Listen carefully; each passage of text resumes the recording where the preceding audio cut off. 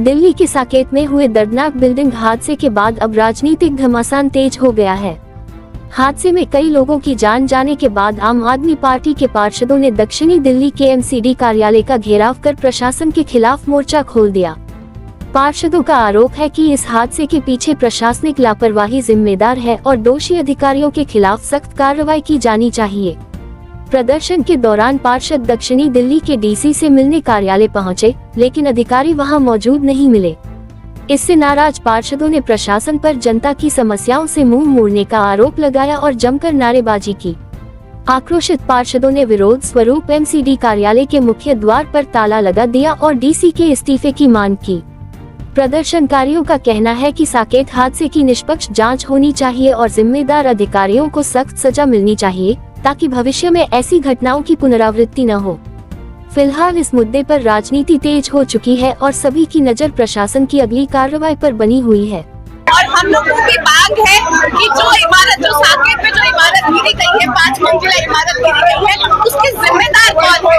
लगातार उसकी कंप्लेंट की जा रही थी कि वो इलीगल बिल्डिंग है, उसके बाद भी उस पर कार्रवाई क्यों नहीं करी गई? हमारी मांग ये है कि जो उस जोन के जो पार्षद है और जो इस जोन के हमारे चेयरमैन भी है और डीसी साहब इस्तीफा दे। अगर वो आम जनता के लिए खड़े नहीं हो सकते, जो इलीगल इमारत गिरी गई उसकी जिम्मेदारी नहीं ले सकते, सबसे बड़ा मुद्दा है जी, इतने लोगों की मौत हो गई है और बिल्डिंग गिरी, जिसकी शिकायत पहले से करी जा रही थी एमसीडी के अंदर भी, दिल्ली पुलिस के अंदर भी, तब भी उस पर कोई एक्शन नहीं लिया गया। ये साफ साफ दर्शाता है कि ये बिल्डिंग डिपार्टमेंट कितना बड़ा भ्रष्टाचार कर रहा है, जिसकी वजह से कितने लोगों की जान चली गई। चेयरमैन साहब के वार्ड में तो हुआ है, चेयरमैन साहब उनसे भी यही कहना चाहते हैं, जब आपके वार्ड नहीं संभल रहा, चेयरमैनशिप नहीं संभल रही, तो आपको इस्तीफा दे देना चाहिए। इतने लोगों की जान गई है उनके वार्ड में।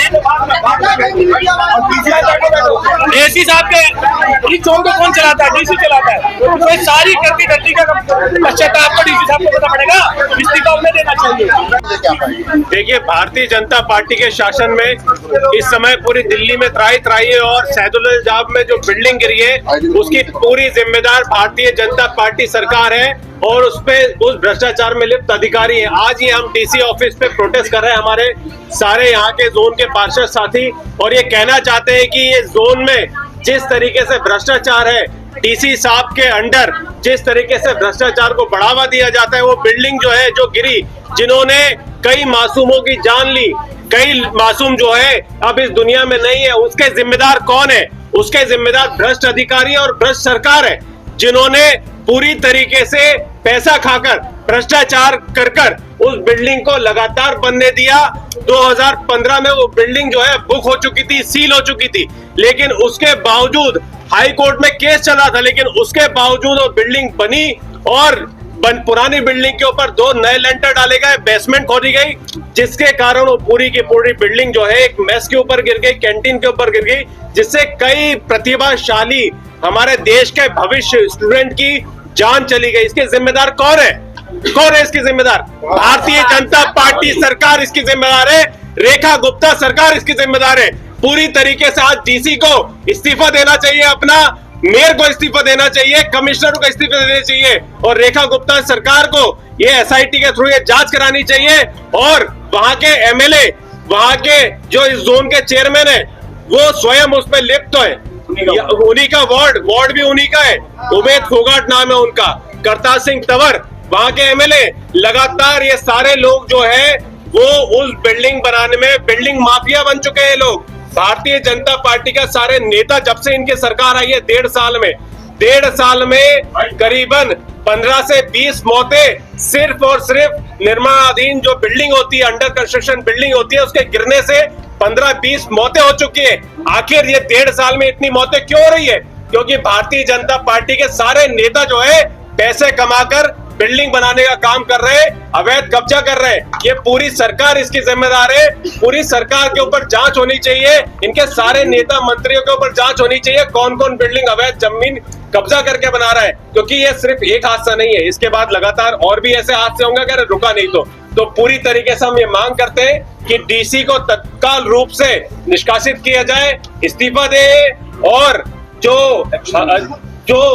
एक्शन का इस्तीफा मांगते हैं हम। जो जेई और सिर्फ जो नीचे के अधिकारी हैं इनको सिर्फ सस्पेंड करके खाना पूर्ति करने से काम नहीं चलेगा।